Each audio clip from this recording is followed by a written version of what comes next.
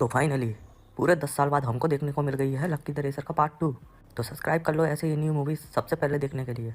तो चलिए शुरू करते हैं। तो लक्की द रेसर पार्ट 1 के एंड से ही मूवी स्टार्ट होती है। शिवा रेड्डी मर चुका है और जैसे कि लक्की ने बोला था, किलविल पांडे की खुद की एक टीम है और वो उसको लीड कर रहा है। राम अब अपनी जॉब में खुश है और लक्की विदेश जाकर सेटल हो चुका है।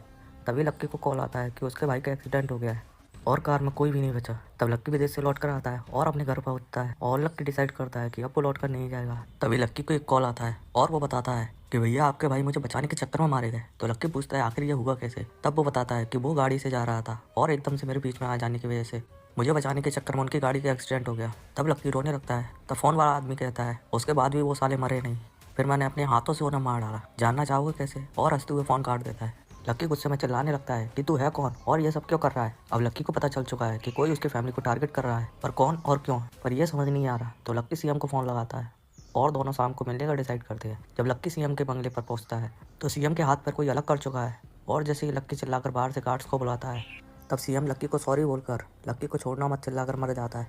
अब लक्की इस सोच में पड़ जाता है कि आखिर ये सब हो क्या रहा है और वो छुपता छुपाता फिर रहा है और पूरे शहर की पुलिस लक्की के पीछे लगी हुई है। तभी किलविल पांडे लक्की से मिलने आता है और बताता है हालात बहुत ज़्यादा ख़राब है, तुम्हें कैसे भी देश से निकल जाना चाहिए। तब लक्की कहता है यहाँ मेरा परिवार है, उन्हें छोड़ के कैसे जा सकता हूँ। तब लक्की किलविल से कहता है कि शिवा रेड्डी के परिवार के बारे में पता लगाओ। तब किलविल पता लगाता है और उसके सारे रिश्तेदार से पूछताछ करता है, पर शिवा रेड्डी का कोई दोस्त भाई या बेटा ना होने पर वो फ़ोन लगाकर लक्की को बताता है कि रेड्डी की लाइफ में ऐसा कोई नहीं जो उसका बदला लेने की सोचे। रात के 10 बज चुके हैं पर किलविल पांडे नहीं पहुंचा। तभी वहाँ एक पागल एक भरा हुआ बोरा फेंक कर भाग जाता है जिसमें से खून बह रहा था।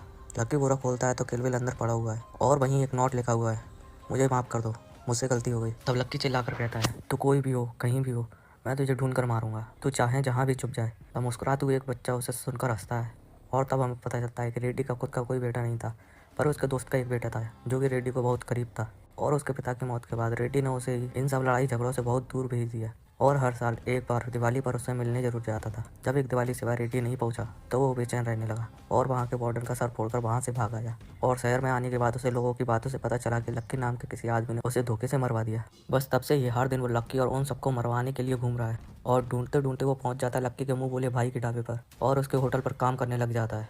अब दिखाते हैं लक्की के पास उसके दोस्तों का कॉल आता है और वो उससे कहते हैं कि यार इतनी प्रॉब्लम हो गई पर तूने कुछ भी नहीं बताया, चल कोई बात नहीं, शाम को मिल, हम सब संभाल लेंगे। और शाम को जब लक्की और उसके दोस्त बैठे हुए थे तभी एक ट्रक आकर उसके दोस्तों को उड़ा देता है और लक्की सब देखता रह जाता है। तभी वो लड़का आकर लक्की को चाकू मारने की कोशिश करता है पर लक्की उसे पकड़ लेता है। तब वो कहता है भैया मुझे ऐसा करना पड़ा, नहीं करता तो वो मेरे मालिक और उनके परिवार को मार देता। लक्की ये सुनकर अंदर भागता है पर वो लेट हो चुका था। तभी वो लड़का और लक्की दोनों रोने लगते हैं और लड़का कहता है मेरा इनके सिवा कोई नहीं था, मैं कहाँ जाऊँगा। तभी लक्की उसे अपने साथ ले जाता है और अपनी फैमिली के साथ उसे कहीं सेफ जगह पहुंचाने की कहता है और उन्हें एक मोबाइल देता है जिससे वो टच में रहे। अब लक्की को लगता है कि वो अपनी फैमिली को सेव कर चुका है। तभी लक्की को किलविल पांडे की टीम एक मेंबर का फोन आता है जो बताता है कि शिवा रेड्डी हर महीने किसी के स्कूल की फीस भरता था और उसके बारे में किसी लड़के का नाम है। तब लक्की सोचता है और उसे समझ आता है कि ये वही लड़का है जिसे उसने अपनी फैमिली के साथ भेजा है। तब वो जो फ़ोन उसने दिया था उस पर वीडियो कॉल करता है। तब वो लड़का कहता है भैया हम सब सेफ पहुँच गए, आप चिंता मत करो। तब लक्की को गुस्से में देखकर वो समझ जाता है और कहता है सब पता चल गया क्या। अब पता चल ही गया है तो कुछ इंटरेस्टिंग दिखाऊं। और लक्की के पिता को एसिड में भरे टैंक में डाल देता है और उसकी माँ को भी मार देता है और लक्की से कहता है तू बहुत स्लो है यार, जल्दी आ वरना ये सब भी मारे जाएंगे। जब लक्की वहाँ जाता है तो देखता है कि वहाँ बहुत सारे गुंडे हैं और वो सब लक्की को मारना शुरू कर देते हैं और लक्की को मार मार कर अधमरा कर देते हैं।